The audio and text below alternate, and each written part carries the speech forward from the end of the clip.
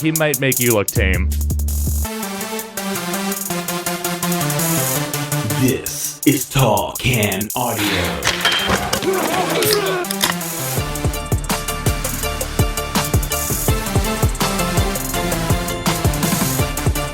Episode 1091 of Tall Can Audio, kicking off another week.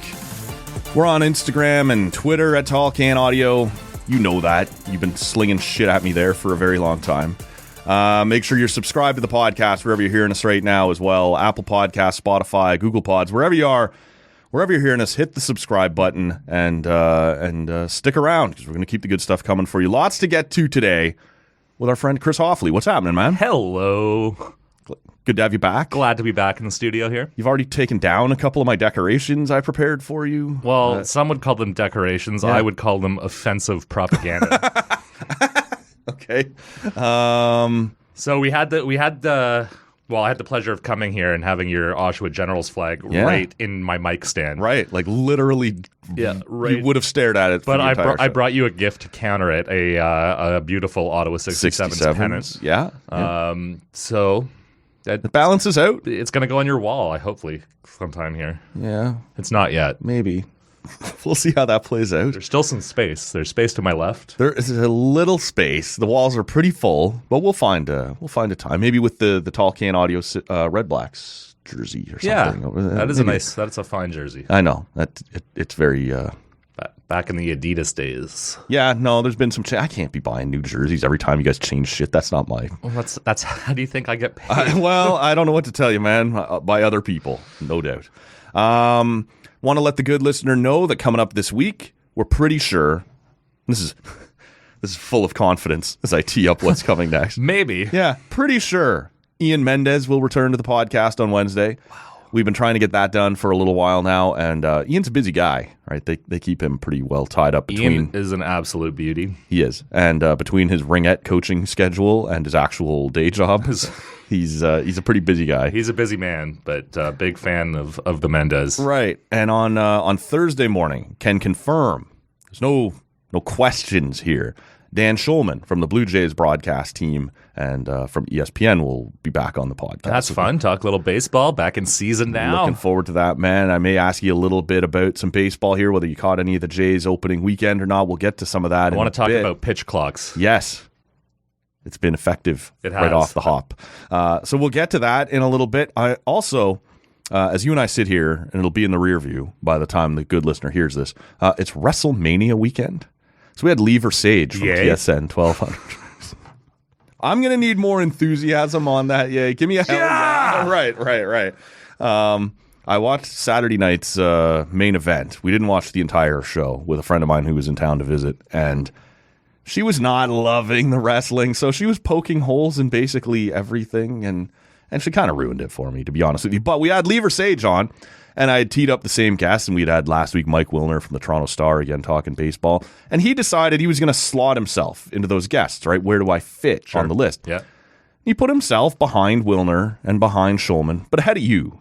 He said he was a bigger guest for Tall Can Audio than you were. Well, we can deal with that off air, I suppose. But, let him, I guess, he needs that. So let's let him have it. Okay. He's older. Okay.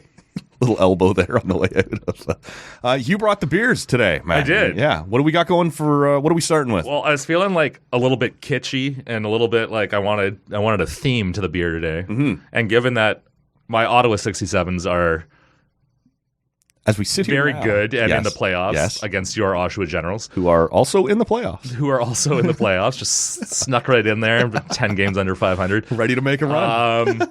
So hockey theme. So we're going with a new one. I've never had this before. It's called Get the Puck Out. Okay. Get the Puck Out. And it's by Game Time Brewing Company or Brew Company or Brew Co. if you want to. Sure. Who we discovered was in Thornbury. Yes, it is. Thornbury, Ontario. Game Time Brew Co. Yeah. So it's a Pilsner. Western Ontario. Is that like Thornbury? Is it like Owen Sound kind of area? Sure. Niagara? Has just out here anyone waving at been it. to Thornbury? Right. No. Listeners? No one in this room. And let us know at Tall Can Audio if you've been to Thornbury. And tell us what it's like. Yeah. And if this is a brewery that would be worth visiting. Right. Once we know where it is. Right.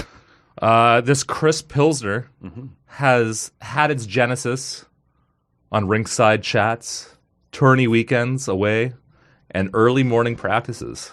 Okay. Founded in the rinks of Ontario by a group of families bonding over the shared joys and anguish of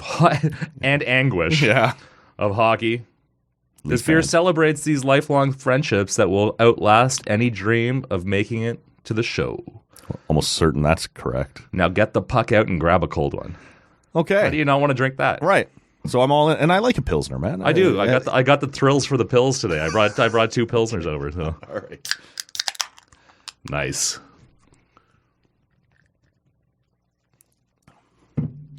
Yeah. For sure a Pilsner. That's a proper Pilsner. For sure it's a Pilsner. Not bad. That'll drink easy. Yeah. Yeah. What did we say what the percentage was? It's coming in at a very reasonable 4.8%. So we can cruise from there, right? Yeah. We should probably talk a little bit about the bet we have going on right now. We definitely should do that. And as you and I sit here and record this now, right? Yes. Should have asked for odds, maybe, but didn't. So here we are. As you and I sit here now, and we'll keep an eye on it throughout the show. End of the first period, game 2, Jenny's and 67's scoreless.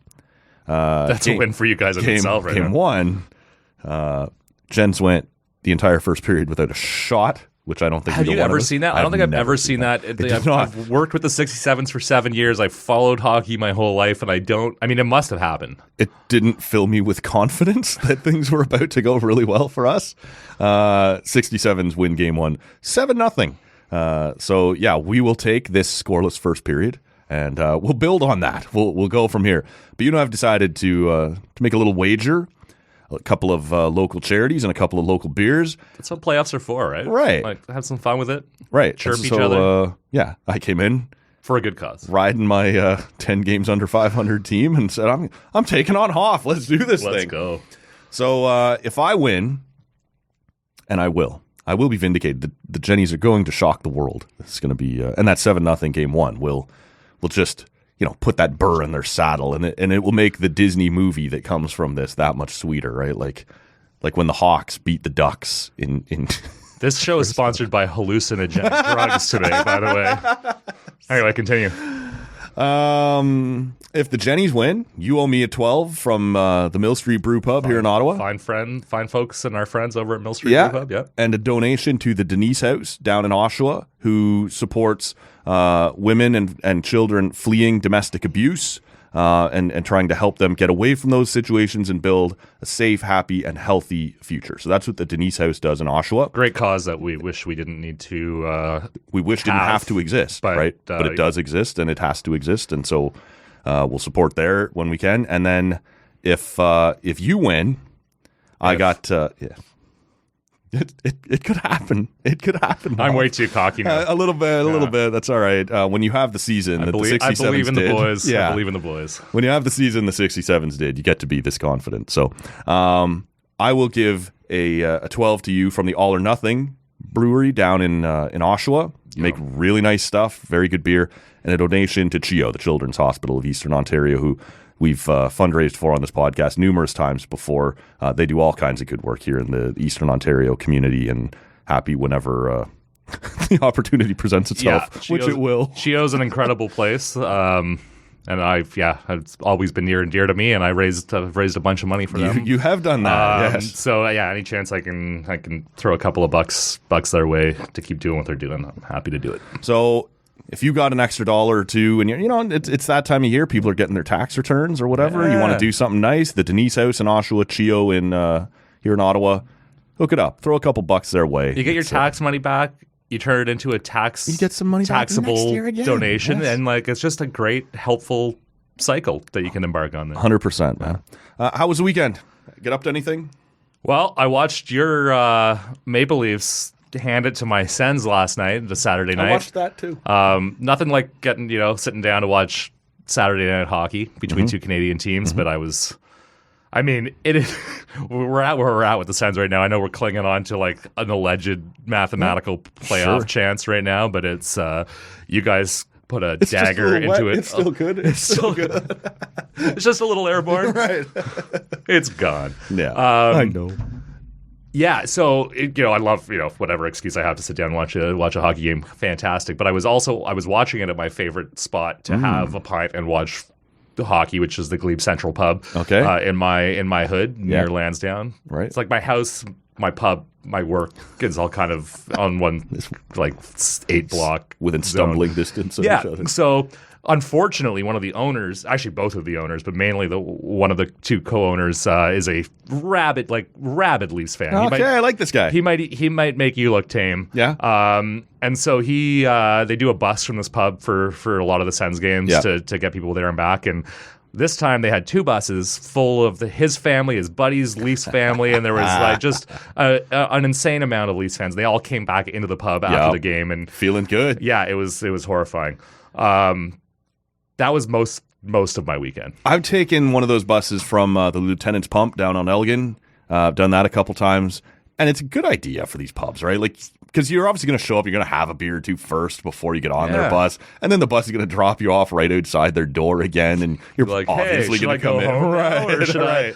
No, it's great. And like the biggest drag about going to a game when you live, down near the core and are trying to get to Canada is the commuting. The commute. I grew up in Canada, so I loved, as a kid, going to Sens games was awesome. You got mom to drop you off out front, you take an easy cab or whatever, but you want to have a couple of pops and you want to do so safely, so it's like a bus from anywhere that's logical is perfect. Yeah. One of the last games I went down to right before the pandemic was Leafs and Sens, and the Leafs beat the piss out of them pretty good that night, 5-1 or 5-2 or something, and it was as rabid as I can remember seeing. Right, like the entire Leaf contingent leaving the building. This is our house. Right? Yeah, as a Sens fan, you hate it, but at the same time, I want our fan base to be like that. Of course, one day, right? Yeah. It's as a Leafs fan, it must be great to be able to take over a building and screw you all, we're taking over. There are the opposite results where you're kind of sheepishly walking out while all the Sens jerseys around you. Equally fun, but I think any fan base dreams of being able to have that kind of monopoly in a visiting place. And the Leafs have multiple, when they go out west, when they go to Detroit or Buffalo. It's like we're the Red Blacks for me is when we go to Montreal and we got a couple hundred fans that show up in Montreal, which is small scale, but that just makes you so excited. They punch above their weight when they go. We can hear them on TV. Absolutely. That's on a much smaller scale, but it's a great thing to be followed to other cities. My weekend was, I'll be honest with you, man, nothing short of awesome. I had a friend of mine visit that, we've been close and for a very long time, but she moved down to the U.S. about 2018, 2019. And so we stayed in touch a bit, and then the pandemic, you couldn't cross back and forth easily anyway.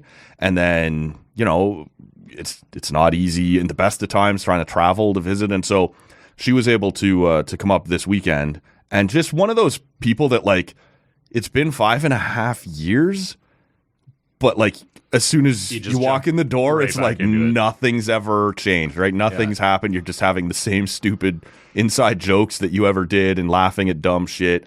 It was a blast, man. No, that's the best. I have friend. I have a friend who lives in Calgary the same way. We went to school together, so I only ever see her, every couple of years now. But every time I do, it's the same thing, the same stupid shit we talked about in school, the same inside jokes. Jump right back into those are the best friends to have, because you don't need to do any of the preamble. Of course. What you been up to? Where you been? Just let's go back. Yeah, no. She walks in the door. You're you remember that stupid time? And so it's been a bit of a messy weekend, right? Things were consumed. Well, it happens. Yeah, and we went out on Saturday night to St. Louis Bar and Grill. Ooh. Because they normally do a nice job for a Sens game, and it's extra rambunctious, usually with a Leaf crowd in there too. Had some wings. Yeah. It wasn't a great atmosphere, though. We didn't stay all that long.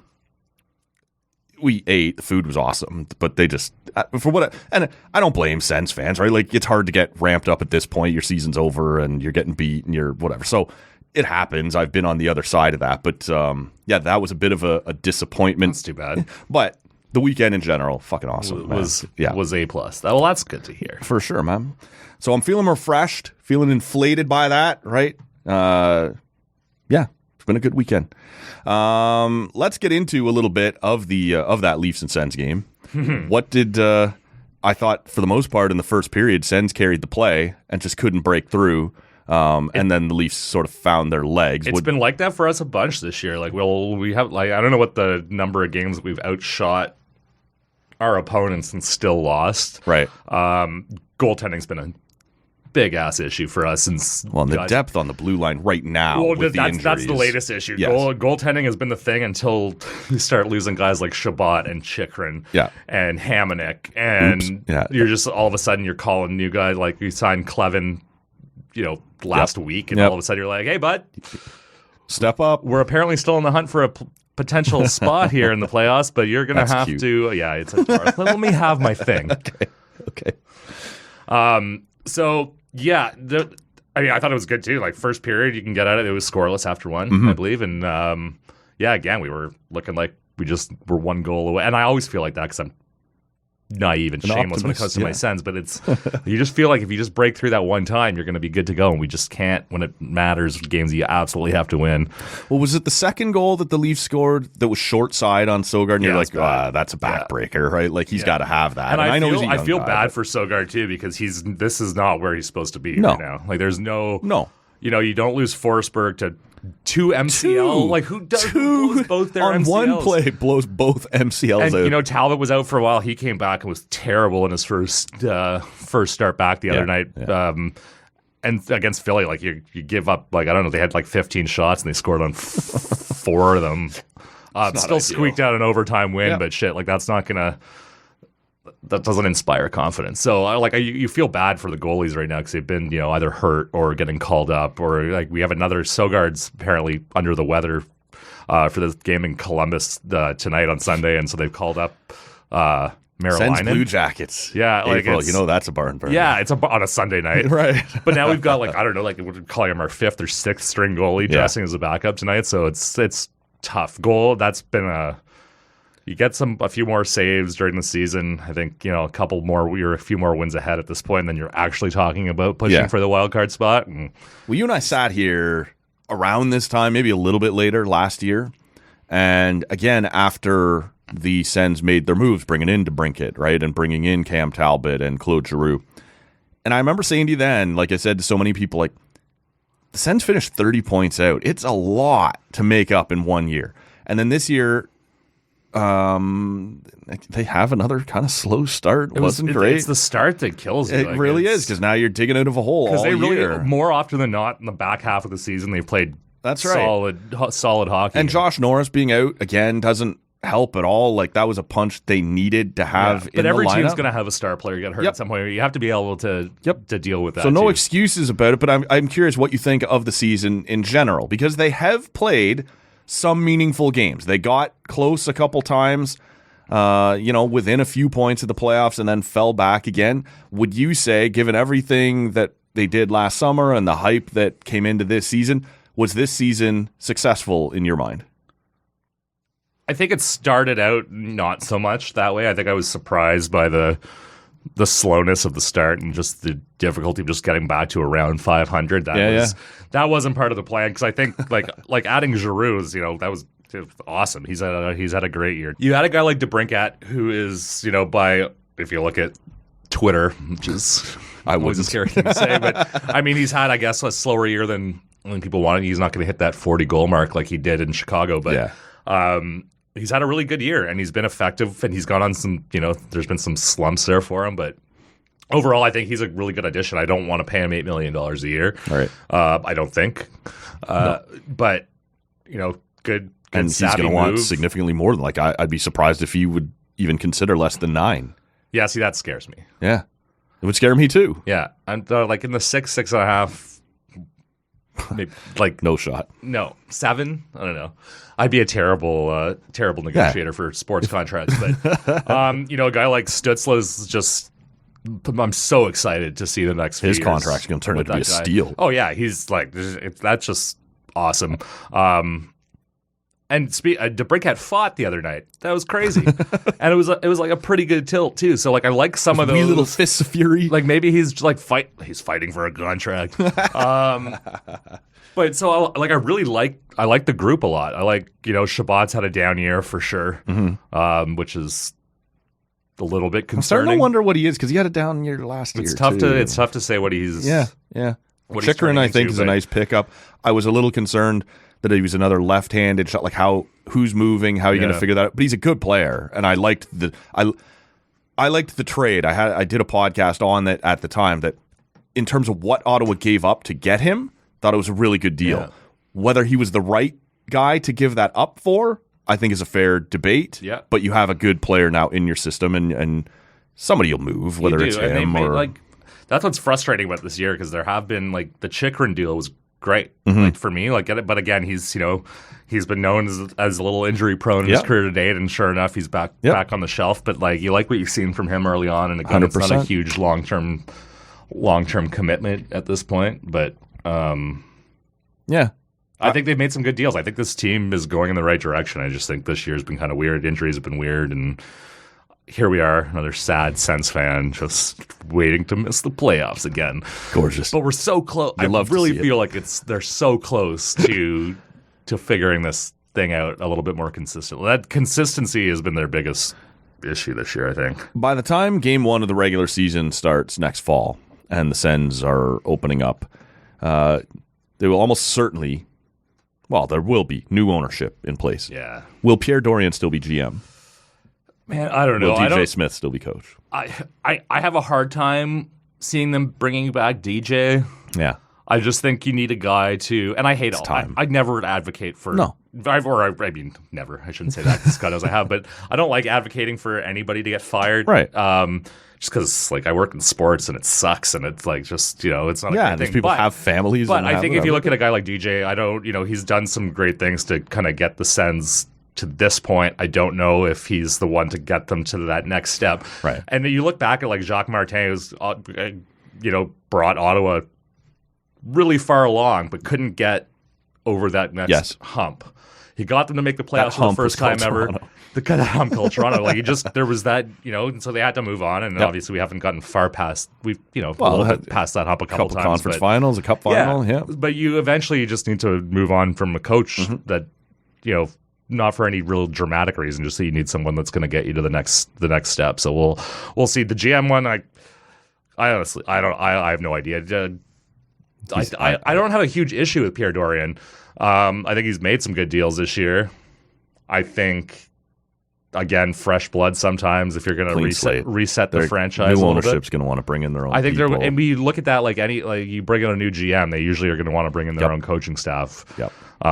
You bring in a head coach, they're probably going to get rid of the assistants too because they want to bring in their own people. So that that makes sense. And I'm open to the Sens vision because this is such a pivotal point for the franchise. If you talk about the ownership and just the new arena eventually, and it's an important decision for this team at this point in their history. So I'm excited, but also just see what happens. Yeah.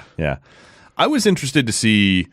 From a Toronto end of things over the course of the weekend, that going into Ottawa, they gave Samsonov the start there and saved Matt Murray for the second half back at home.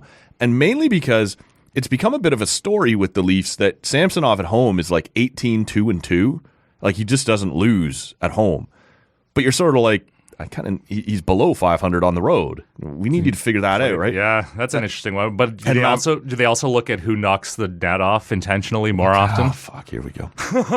Maybe that's what happens a couple times on national TV in the U.S. and suddenly Matt Murray is the poster child for. But he's been better on the road than at home. And you almost get to a point, and it sounds ridiculous, and I still think it probably is, but going into the playoffs against Tampa, would you just start Samsonov at home and start Murray on the road? And is there something to that? Or is it just weird splits? Sometimes crazy shit happens throughout the season. And they asked Sheldon Keefe about that last week, and he's like, we don't really know yet what to make of it, but I am aware of it. It has my attention. It's in his mind. Right. It has my attention that this has become so clearly...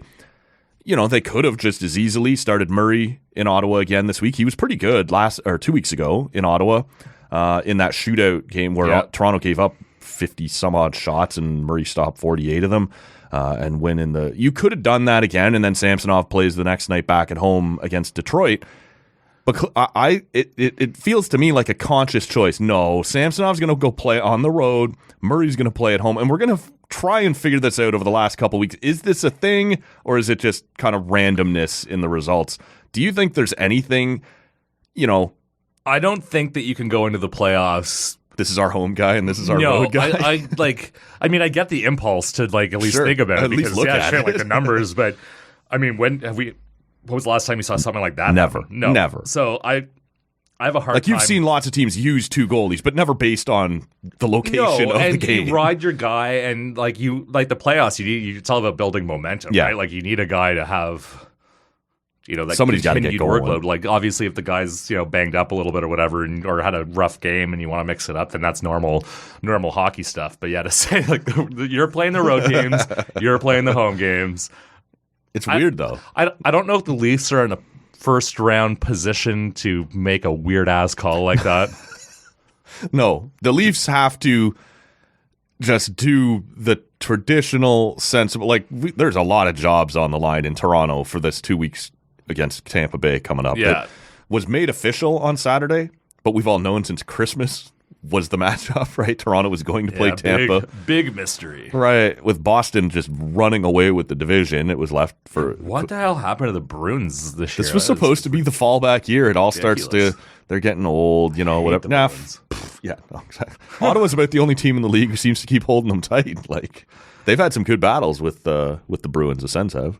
Oh yeah, I mean the Bruins are one of those teams that you never really know what you're gonna get out of them. Sometimes matchups are just weird, right? Yeah, matchups make fights. But that's been some year for them. But yeah, Leafs and Tampa.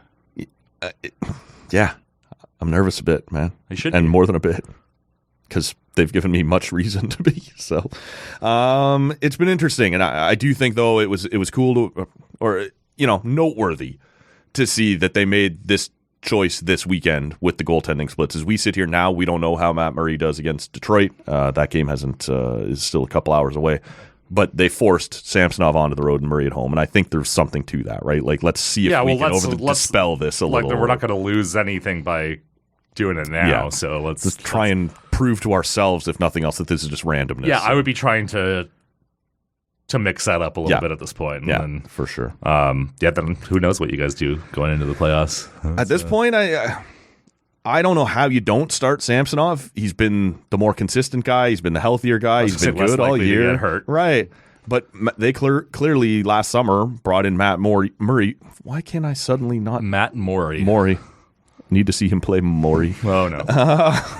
Yeah, we've reached that point of the show. That's a yellow card. Okay. That's fair. They clearly brought him in for that playoff experience.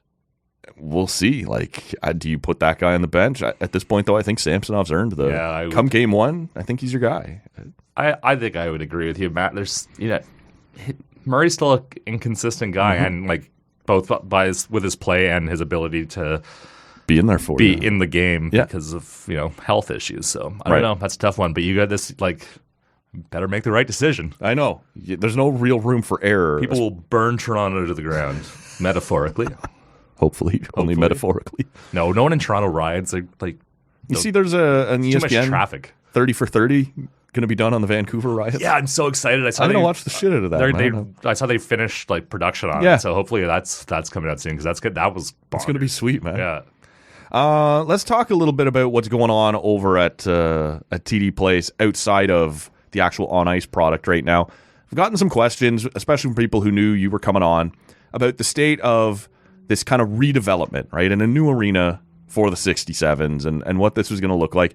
As far as you know, is this thing still on path, and still on schedule, and what is that schedule, and what does this redevelopment look like? What's it going to include over at Lansdowne? Yeah, I mean it's such a big project that it always takes a little bit longer than everyone would like to see things actually start moving along and having actual shovels in the ground.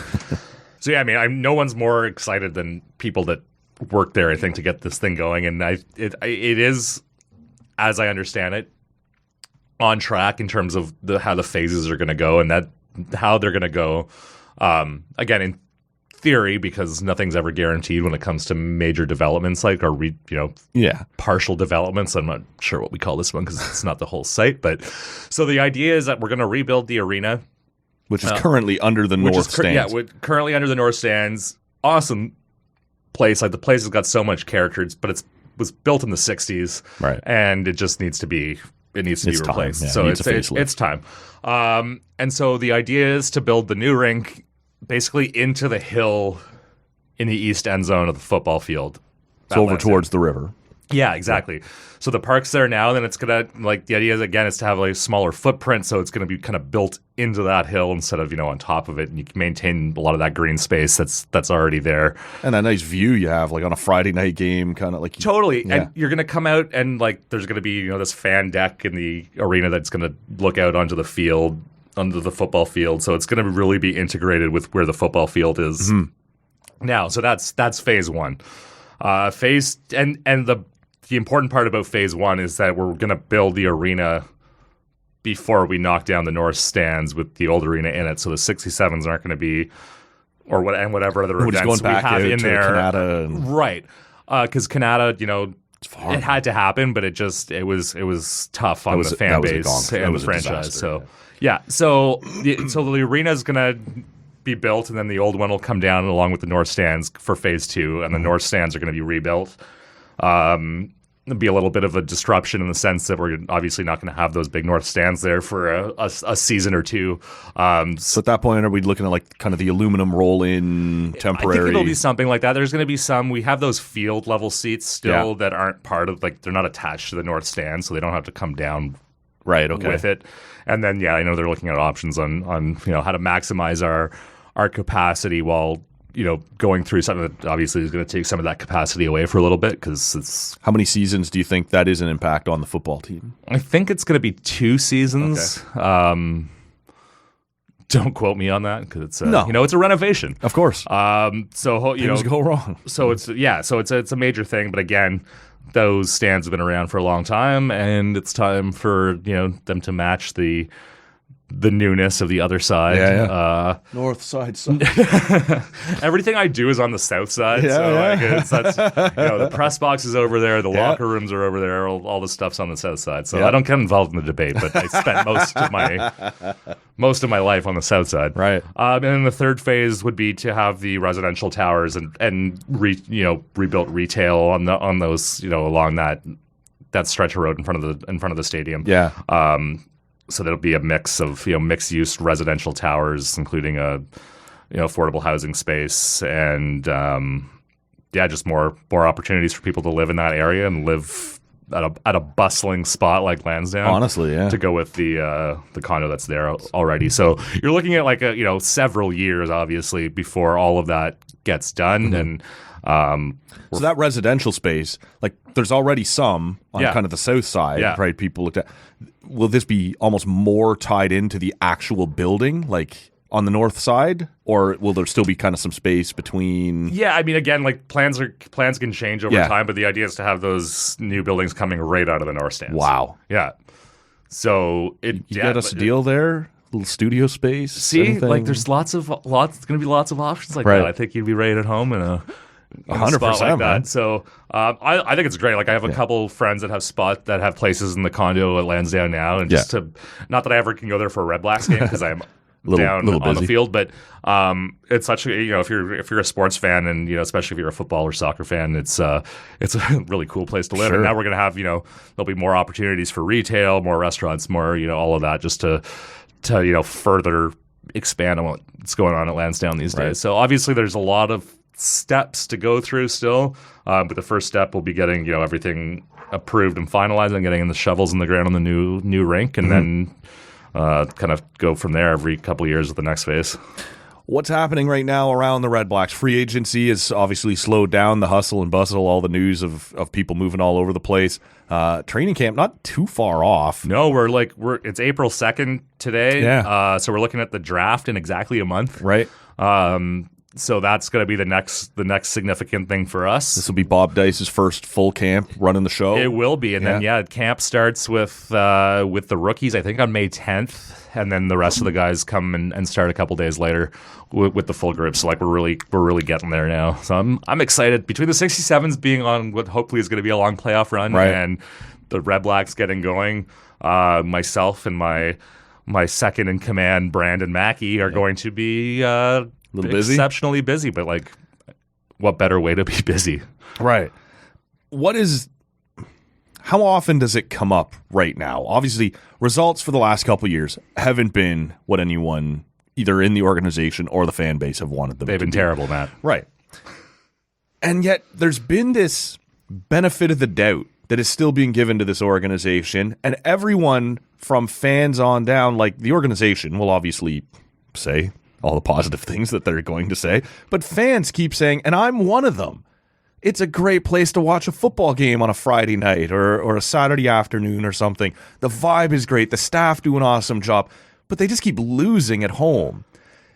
You don't want to lose anywhere, but like, how much of a point of conversation is it right now around that we have to give some pretty loyal season ticket holders and fans here a better product at home? Because frankly, everything but what's happened on the field is still very well regarded, still fantastic. Like everything I see online, our listeners that talk to me, still, it's fun to go. But, you know, how long can you ask people to keep walking out of there going, yeah, it was a fun night, but we lost again, right? No, that's the thing. I think that's the main conversation. Yeah.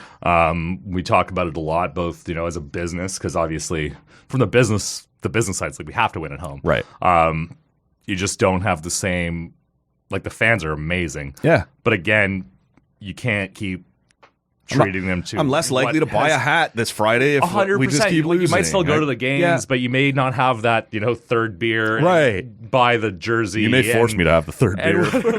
Well, it could go either way. Depends on how you handle it. But no, we talk about it a lot in the team. Like the players are pissed that they have, like, it hasn't come together at home. There's not really a explanation for it. It's one of those things that just hasn't gone the right way over the last couple of years. And so yeah, the focus is to win games, of course, generally, but sure. I think that's in everyone's mind because everyone's aware of it and everyone was so frustrated by it last season.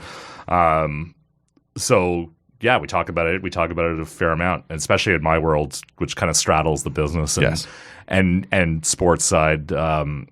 Yeah, I get it from every end. Like yes. I don't know how many people I know that have tickets to the Red Blacks. Like it's a lot, and I hear they're not like subtle either. Like It's not like, oh, I know Hoff, so I'm going to be like beat around the bush on this. They'll text me and be like, what the fuck is going on? Yeah, like, let's get going. So I mean, again, I always say like nobody wants it. I know the fans want it, but nobody wants it more than the people in this building that do this every day for a living, whether you're a player or staff. So it's like it's got to happen. And this season, free agency was great. Sean Burke is just an awesome guy to work with and work for, and to watch. You know put his stamp on what this team's going to look like. But I'm so friggin' excited to have Bob Dice running the show from the beginning this year because Bob's just a legend. Tell me a little bit about that guy, because he's been running special teams here. He moves up now. He's going to run the show after Lapo steps away. There was a lot of people online, and I get it. You can't always listen to the fans. But the fans that I follow were like, glad to see him have the interim job down the stretch here to finish out the season, but I hope he gets a fair shot at this, right? There's a lot of respect for Dice out there. What is it that makes fans and players like... What makes Bob Dice the right guy to do this job right now, and what makes him so popular? He's one of those guys that you know what you're getting with. He's got this interesting mix of being a player's coach, but also one of the more intense people you've ever met. So like, I mean, I've never seen a guy like blow a fuse on the sideline like coaches quite the way Bob does. Like, he's loud and angry, but incredibly articulate when he does it. And it's like, it's made me crack most up. Of us lose our vocabulary. It's made me crack up so many times. So I'm like, man, if I was that pissed, I wouldn't be able to get like 3 syllables together. No, I got 6 words in my vocabulary at that level. Yeah, like he's just like, he's got some legendary moments that way, but he's also just one of those coaches who's just like he gives it absolutely everything he's got in his brain to make players better, and he loves it, and you can feel the passion that he coaches with. And again, goes to his intensity as a coach. Like he never misses anything. He knows, like, even as a special teams coordinator, he was always like kind of keenly aware of everything that was going on the field. He's been a head coach before, as an interim head coach with Saskatchewan before he came to Ottawa. So he's done it. And yeah, it's one of those things. They're just, some people are just you're drawn to them, and players are like that with Bob. He's a guy that like to play or to work for, but you really don't want to fuck things up. Because he does demand a lot out of his people, and you want to just like you want to work for him because he's just one of those. It's hard to explain. He's just one of those guys that just kind of gets the best out of his play. Like the players, I heard from so many of the players during the coaching thing, and it was basically all like, "It's got to be Dice, man." Right. So again, he's been in the league a long time. He's an experienced guy, and his give a shit meter is just massive. Off the fucking charts, yeah. And almost not that these players aren't working hard or aren't accountable, but once they stand up for him too, like, well, then you better go get this done now, right? Like, we've given you kind of that support you want. We've given you the guy you want. So I'm intrigued by that. Look, we got a bunch of stuff still I want to talk about, but I got one more for you on the Red Blacks, and that is the health of Jeremiah Masoli coming into this season. You could almost see, was it week 3 when he went down? Week 2? Yeah. It was brutal. And any team that loses its starting quarterback is in trouble immediately. But you do your best and you try and hold out some hope that they can pull this thing together. But the team was just obviously never the same. And you knew it was a long shot at best that Masoli would be back during the 2022 season. But where is he at now? What's his attitude like right now? What's his approach at coming into training camp this year? Where are we at with Jeremiah Masoli right now? He is good to go. He's like I've seen him a few times over the offseason. Actually, we ran into each other bowling over March As break. you do. Over March break. I had my stepsisters out bowling while they were off school. He had his kids there, and he comes over. He's like, "Thought that was you." 5 or 10 pin, Hoff? What are we doing here? It was 5 pin. It was 5 pin. I don't know if you can find 10 pin in the city anymore. Oh, it's really? It's hard to it's hard to come by. I was never going to get a 10 pin. I only chirped him a little bit when I saw one shot. I was like, "It's a good thing you're good at throwing a football." Throw that overhand. So he's great. Like you look at him, you never know there's anything wrong. Yeah. I not sure if he's officially been fully cleared for everything. I think, best of my knowledge, he's good to go and ready to come into camp. He says he feels great, and it's going to be full steam ahead with Jeremiah, and then we've got Nick Arbuckle and a few young guys kind of behind him. But it's going into a quarterback room with those two guys is to start the season. Like Nick came in late last season. That was not in a not optimal. No, he was in a tough spot situation. So so having both them from the get go healthy, I think is a great situation to be in, because you've got a 1-2 punch there. Obviously, Soli's coming in as the guy, but and he's going to be hungry, right? Like after missing all last year, he's as hungry as you're ever going to see anybody. Yeah. I mean, he was like, we were all. So I've never been angry like that when he went down.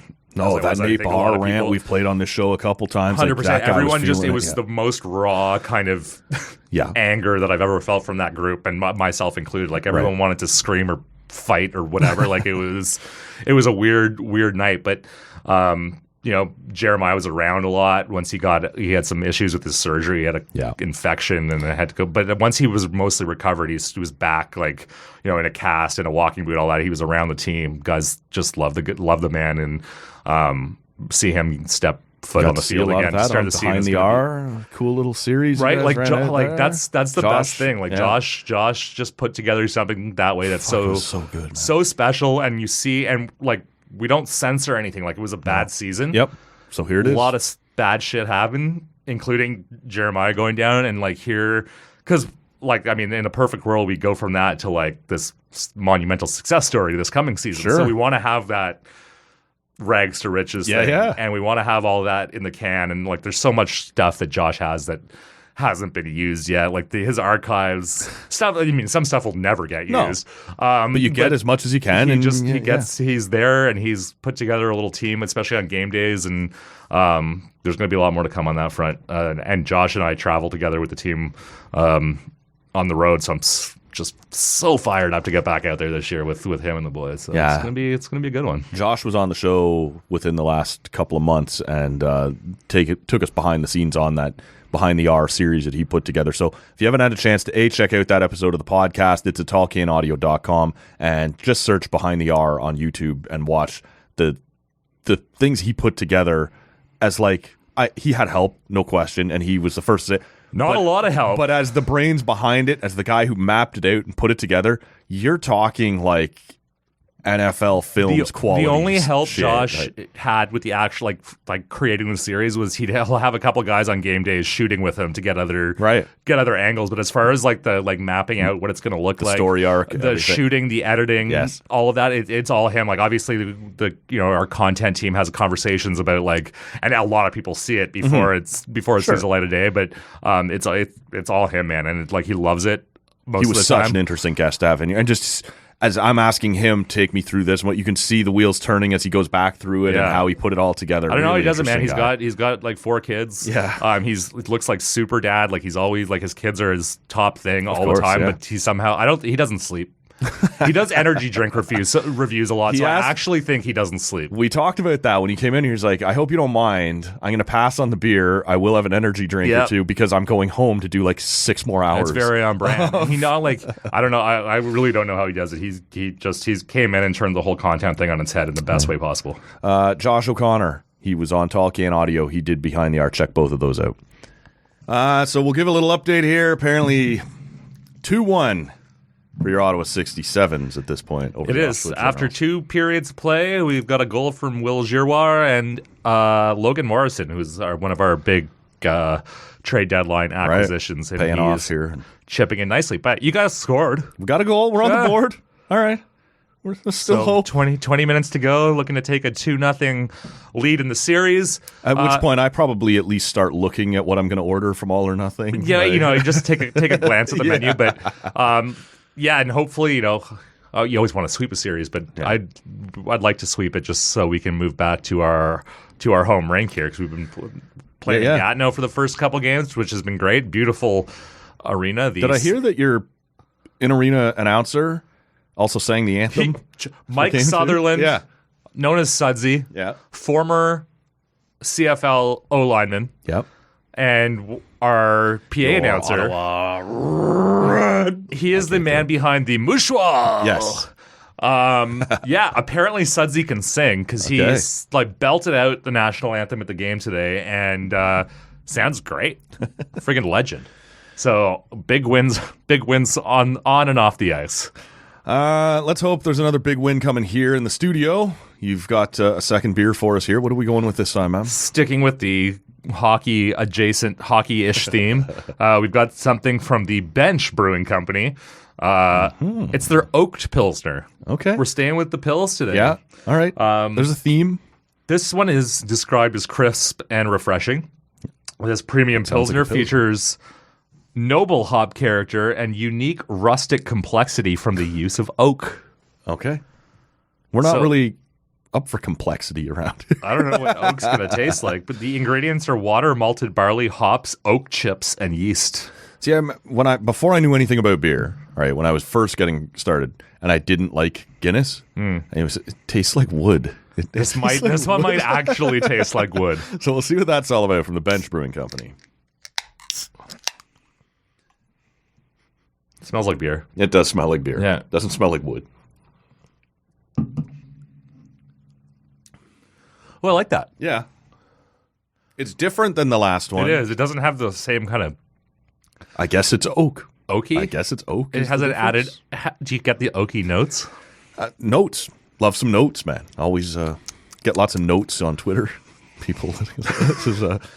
No, this one is a slightly different Pilsner feel to it. I guess it's what they're saying is the oak, right? There's something kind of in the middle. It's not right up front. It's not on the tail. No, it's kind it's of right. Nice. I don't mind that at all. And this hit comes in at a very reasonable average 5%. Okay.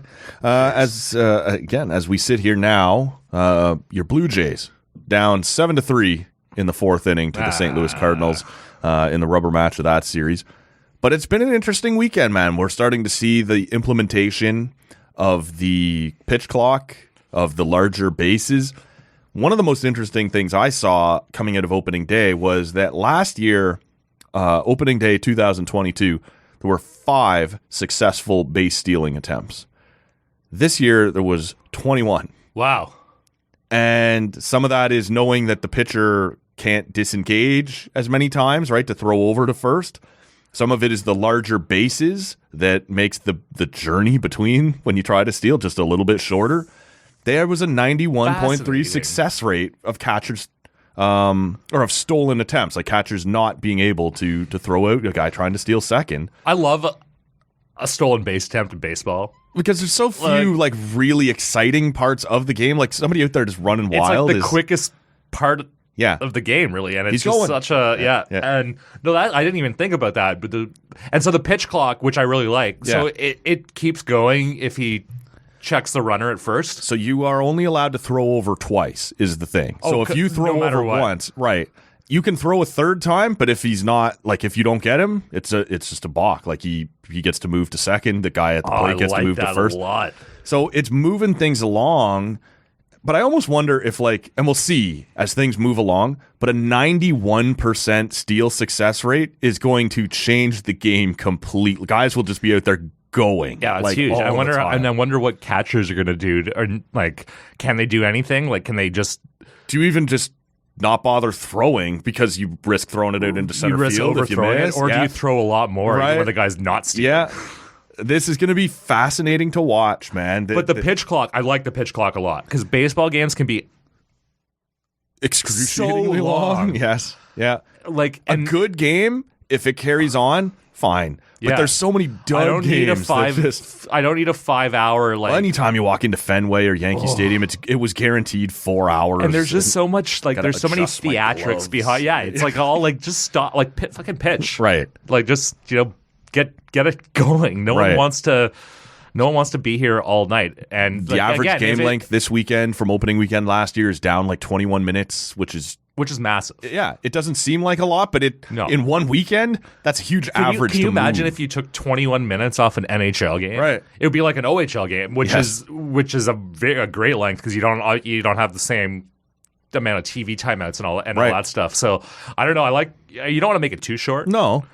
But I want people to spend the same amount for your ticket and to come to a game and feel like they saw a whole game without feeling like you're like the product's being rushed. But this, I think, was a no-brainer for baseball. Yeah, like if you can move the average game length from 3:05 to 2:45 or something, like that's fun. We're now back into that window I expected of a pro sports thing. Was the bigger bases? Was that like I'm not the biggest baseball follower in the world as much as I like the Jays, but the bigger bases was a safety thing. Part of it, right? Because if I got a foot on the bag while I'm reaching out from the shortstop throwing across. You've seen some gruesome injuries. Right. Like people stepping on each other and whatever. So it gives a little more space on the bag for, the guy running down the baseline and the first baseman mainly, right, reaching out, trying to get the ball or reach back. They need those big, like, orange and white bags, like having, like, beer league baseball, like Little League, like the double base. Yeah.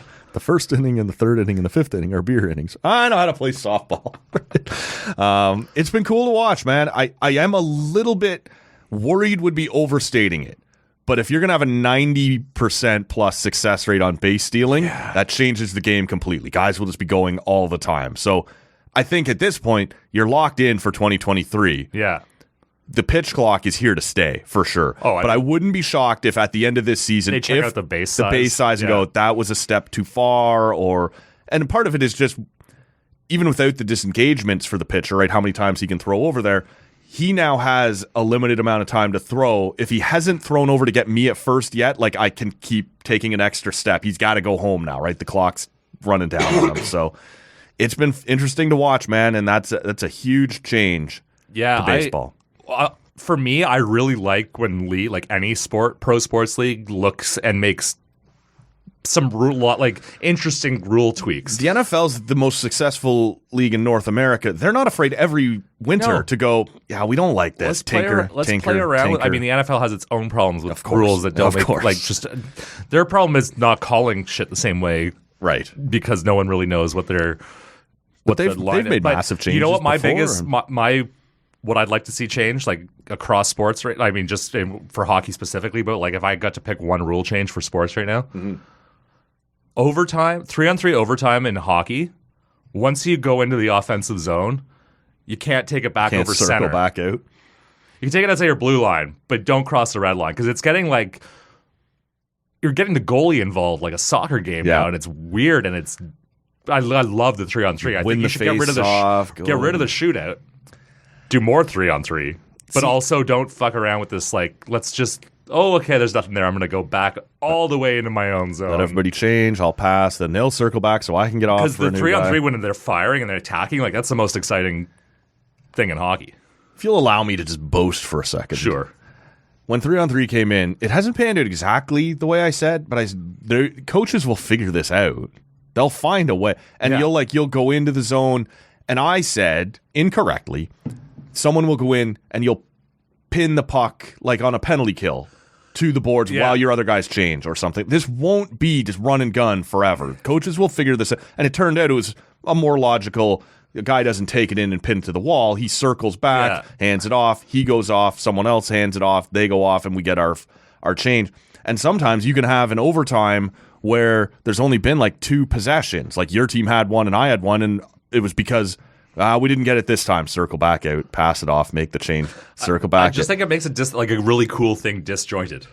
It's coaching. Once we're doing this, I'm going to try and find the way to win this. I love right? that. If I was a coach, I'd be doing the same thing. Right. But I think if you're looking at like freshening up the overtime, I think we look back a little bit unfairly. When the shootout came in, people found it exciting. There's no question about it. For like a year. Yeah, but we did. And so 3-on-3 for a couple of years. It had more staying power, but now we're at that point where you're just like, oh fuck, like here he goes again. I still love it. I like for the most part, like I love the 3-on-3 and I want more of it. Like I want to get rid of the shootout and extend it. For me, this is everyone says, well, the shootout's just a skills competition. 3-on-3 never happens in a real game either. Like no, we can exceptionally rarely. Right. We can it's just a different type of skills competition. It's pond hockey. Yeah, and it's fun. Yeah. Like I'm not trying to say it's never enjoyable, but to pretend that the shootout is completely illegitimate, but 3-on-3 is like, no, that's real hockey. But if you had to pick one or the other, you take the 3-on-3. Of course I would. Of course I would. But, and because I just think it also, like, I saw a penalty shot in a game recently, and the penalty shot's awesome. Yeah. And I feel like the shootout just makes it less diminished awesome. it? Yeah. Maybe. I don't know. I don't know. The shootout, it doesn't fill me with anger, but I don't think it makes things more exciting, especially when you see some jackass like barely moving, like way at the far side. Yeah, like just like and basically barely stopping skating. With like the ref has to really make sure the puck didn't stop moving. Like that, no one wants to see that shit. The ref actually steps out and gives him a push on the back to get him going. No, it's not particularly engaging. Again, it can be fun. Like that one 2 weeks ago in Toronto-Ottawa went like 8-9 rounds. And it kind of goes through these phases where at first you're like, oh, come on. And then like, that's awesome. Yeah, no, like, once you're going, like, oh, yeah, but that's they're so few and far between. But I don't mind that either. Like, you get a little tension starts to build as you it builds interest almost the longer it goes. Right? Back to the Jays though, where I deviated back to hockey because that's what I do. Sure. What are you expecting? Like, is this team finally gonna? Well, yeah, like take that. Like there's so many expectations. Yeah, like and we've talked about this with a couple of the guests that we've had on here. Like, it's a very different team. We'll have to wait and see if it's a better team, right? Like, they've traded away a lot of home runs, a lot of offense in Gurriel and Hernandez, but that outfield defense is going to be so much better. Like, have you made up for what you're losing offensively with, in theory, what you won't give up now defensively? Dalton Varsho, what's he going to bring as a left-handed bat? Is Brandon Belt the 2020 and 2021 Brandon Belt or the 2022 injured Brandon Belt? So there's some questions. 2021, they were a 91-win team. Last year, they were a 92-win team. You got to hope this year, 94-win team, right? 95-win team. I don't think they're miles better than the rest of the division. But the thing to keep in mind is that there are fewer in-division games, right? They've balanced the schedule. Right. So you're not going to get shredded constantly by the Yankees and the Rays and then by you, right? Like, that's a meat grinder in that division. Now you get to go and play Kansas City, right? Now you get to go play Anaheim a little more. And so that should, help you, but it's also going to help the Yankees and the Rays, right? So we'll see what this looks like. But I think I'm not sure if they're better, but they might be better prepared for the playoffs once they get in, right? A little more action on the bases, right? A little more speed, a little better defense, and the pitching staff, especially if Barrios at number 4 finds his game again, which he appeared to lose a little in 2022. they could be elite. Like, they could be really elite. Maybe only behind Houston. So that'd be fun. We'll see. Yeah. You know what else? Speaking of Blue Jays, I want to see the John Gibbons. book? put out a book. Yeah, I'm interested. And in I've that. read a few excerpts from it, and it sounds great. I mean, I love him. Of course. Oh, Like, how do you not love it? And he's just like such a rough around the edges straight shooter. He just says what's on his mind. And like, one of my favorite things in baseball is a manager absolutely going ape shit on an ump and getting tossed, and just the whole theatrics of it, because as soon as you step out there, you're getting tossed. Yeah. So it's like, I'm going to get my I'll words get mine in now. Yeah. And he got kicked out every second game. It seemed like sometimes it was for sure. Wonderful, wonderful thing. And I don't know. I love a good biography that's going to have some dirt in it, and this seems like there's going to be some good stories. So I might check that out. I want to get into what's going to go on at the World Hockey Championships here shortly and how Russia is going to impact that. But I should have asked you when we were on this, and I missed it because I know you wanted to touch on it. This particular quote. I have to say, I like your teams except the Leafs. Joe Biden here in the nation's capital about 2 weeks ago now took a shot at the Leafs, and at that point I had just extended the invite to you to come in here, and just one day where the Leafs aren't the punching bag would be terrific. It's like the lowest hanging fruit, and he obviously had someone on that speech writing someone team. on that staff did a good job. What will make the clapping seals in Parliament? Oink, oink, oink. Arf, arf. You can hear them, right? I thought it was brilliant. I mean, you can hear these visits I have to say, I like your teams except the Leafs. Oh, right. He did it. He said these it. visits are all about playing to your various 100%. audiences. So like, no one's expecting like anything serious really to come out of them. Like they give you the basic transcript of what they talked about, which is always something really obvious that the States and Canada will be talking about, and then so like, I mean, Biden doesn't get a lot of opportunities to have zingers these days, it seems. So like, you get one in like that, and you're at least going to get a reaction from both sides, like the Leafs haters and the Leafs lovers. Everyone's going to have a friggin' fit about it. I liked Avril Lavigne's response. Get the fuck out, bitch! That was awesome, That was dude. from the dude. And it's like like the most Avril Lavigne thing ever, except like, she's got to be in her 40s now, I guess. And it also sounds like old school her. It sounds weirdly Southern too. Like, Get the fuck out, bitch! Get the fuck out, bitch! that doesn't sound napping to me. Right? I think that's great. Like let me have my moment. You're screwing with my business here. Yeah, no, you're right. Biden comes up here, he's making his speech, and someone threw that in he talks his way out of it with. Because they beat the Flyers in January. Flyers. Well, everybody's beat the fucking Flyers this year, man. Like, this is a long list of teams you must know. Like, Flyers. They haven't been very good. So they almost beat us when we decided to just suck the other night. Squeezed one by them. I did see they're coming back next year, apparently, with those 90s style jerseys, which I prefer to the ones they wear now. Right? The Flyers? Yeah. Oh, nice. That's to me, that's a borderline original six jersey, right? Yeah. Because they kind of slanted the logo a bit, and then they try to make it more modern. And they put the box on the back, right, with inside the name. And you're like, just stop it. Just go back to the normal orange and white, or white and orange. Well, that's where we're at now. Generally in sports, like everyone wants to see throwback stuff. And the Sens did it, and it was brilliant. Oh, so good. Yeah. And like even with us, the Red Blacks, we do the legacy night. Team's not even 10 years old yet. With the R, like the Rough Riders R right. helmet. People love that stuff. And then we get shit on because we're like, well, you're not wearing the Rough Riders jerseys all the time. Like, well, no, it's different. Yeah. Like, it's not going to be a special legacy thing if we just like, but that R logo, just the R that we do. Yeah. I love that shit. Of course, man. I was big into anything you guys have done that leaned into the plaid.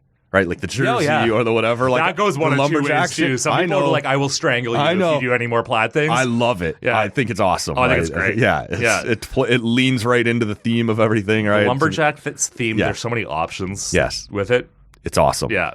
Let's talk before we get out of here about this announcement that came down over the course of the weekend that the Slovaks are not going to invite anyone currently playing in the KHL, which is the Russians hockey league, to compete for them at the World Hockey Championships. And this has been an ongoing discussion since the invasion back in February of 2022. How do sports leagues respond? Also, last week we saw before Wimbledon, they're going to allow Russian players, which they haven't before, to come and compete, but they have to sign a thing saying they're independent. We don't represent the Russian Federation. This is still a major story, right? This is ongoing. Our shitty human 2023 brains can't handle a long-term commitment to a news story. Like, we're on to other things, but it's still happening. And so the Slovaks in particular deciding there's a lot of things at stake. The how smooth can we get people in and out of Russia and off their teams to come play for us, but also just it came off to me more than anything else. We'll share the actual news story in the show notes at tallcanaudio.com.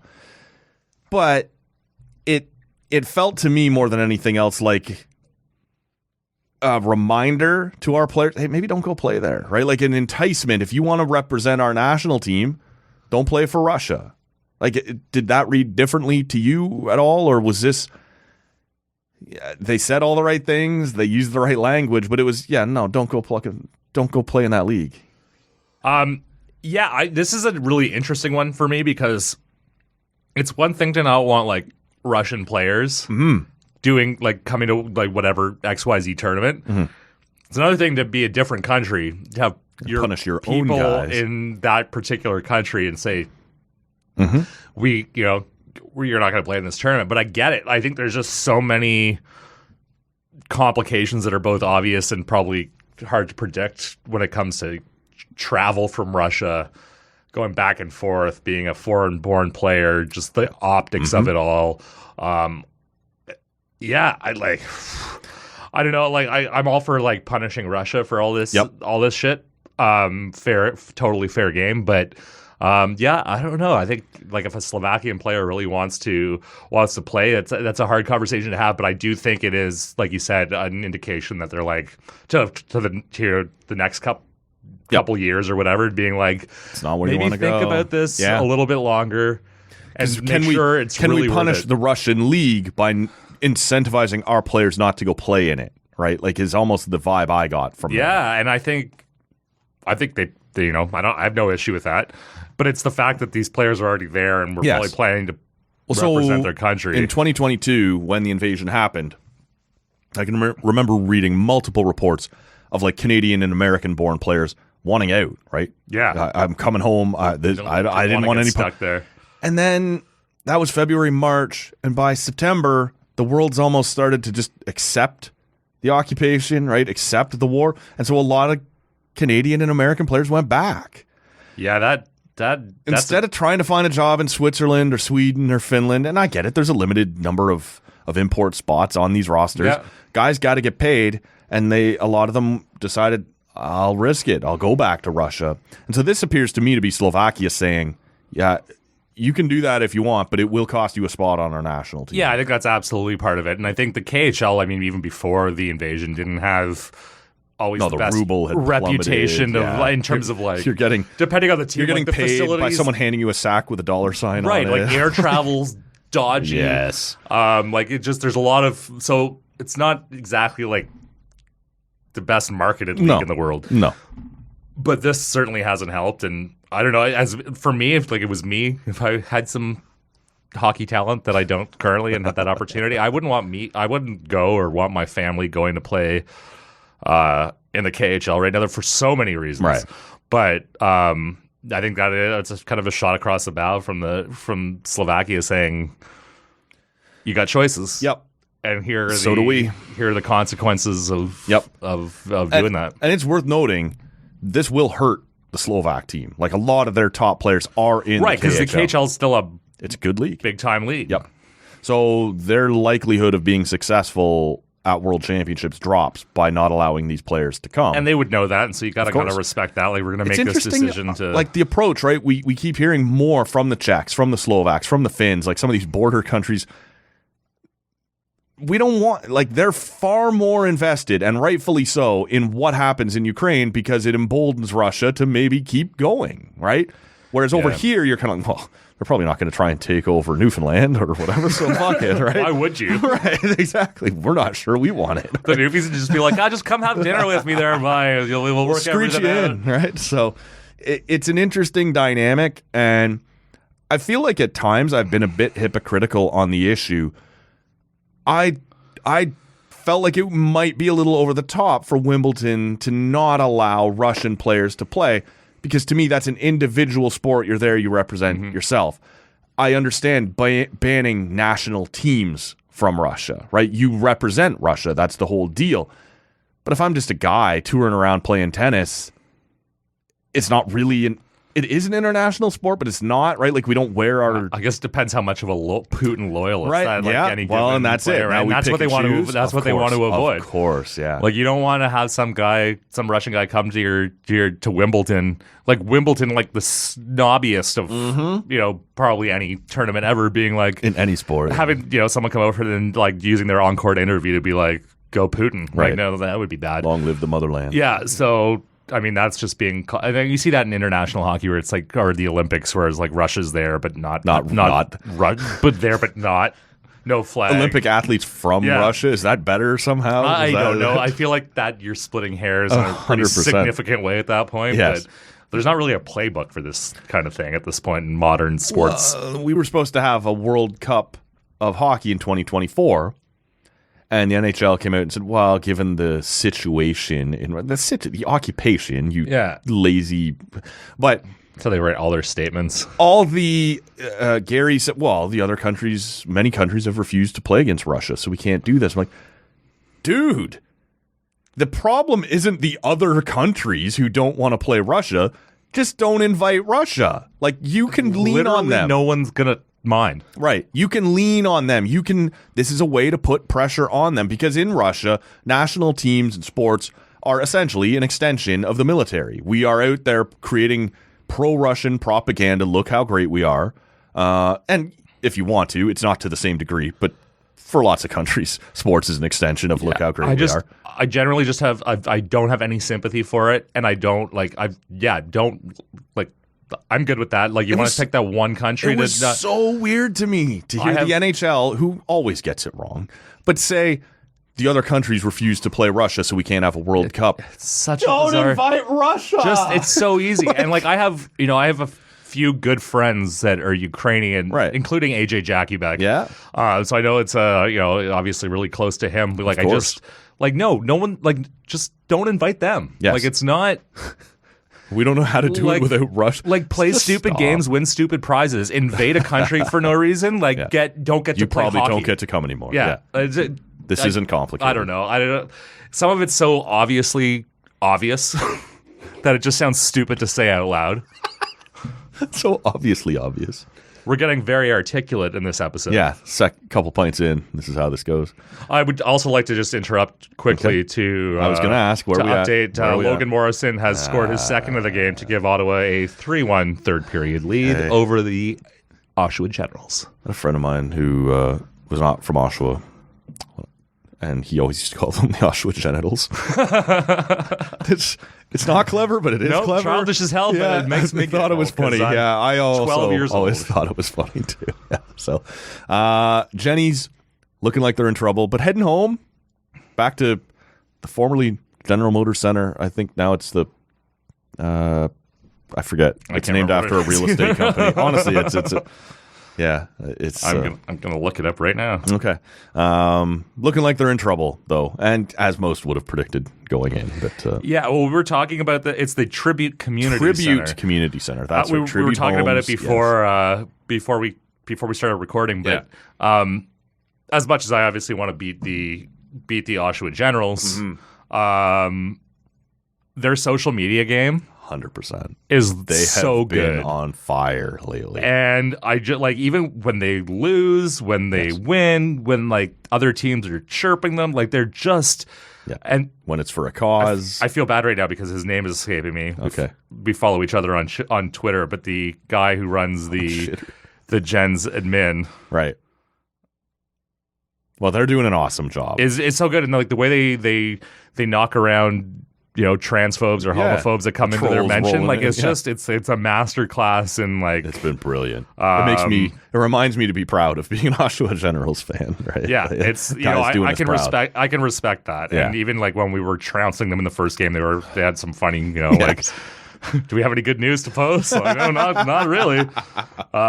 So props to them for that, because it really is. It's clever and it's punchy and it's like it's sincere, and I think that just makes good social media. Well, we'll see how this all plays out timeline wise, but maybe when the All or Nothing beers inevitably arrive, we'll have you back in studio and we'll try them on the mic instead of just handing them over. Absolutely. Insist you come back and do it here. Let's do it. Appreciate you coming in, man. This was fun. Always a pleasure. Dude. I love doing this. Yeah. Not just because of the beer. You're fairly good company too, and we always have good chats. So. Well, and this time you brought the beer. I did bring the beer this time. Yeah, we love that. I didn't the last 2 times because I'm just a freeloader. But that's the way it works. Today I was like, I'm bringing him some 67s. Yeah. Branded thing, and I'm bringing the pints. So we had a couple of hockey-themed pints, and they both went down very nicely. Gorgeous, man. They have gone down very nicely. So, it looks like your Jenny's going to be down 2-0 here come Monday morning to the 67s. Your Jenny's. My Jenny's to your 67s. That's how that goes. We'll wind this one down here. Like I said, stick around later on in the week. We're pretty sure Ian Mendez is going to be here. For sure, Dan Schulman is going to be here. Going to be a fun week on the podcast. Hoff, thanks a lot, man. Appreciate it as always. My pleasure. Thanks, man. He is on social media at Chris Hofley on Twitter and on Instagram at Hoff on Sports. We are on social media at Tall Can Audio, and make sure you're subscribed wherever you're hearing us right now. With all that out of the way, we'll wind this one down. Thank you so much for listening to episode 1091 of Tall Can Audio. Fuck, man. Thank you, guys. The hell is that? Number one bullshit. Oh, number one bullshit. Why are you so pissy?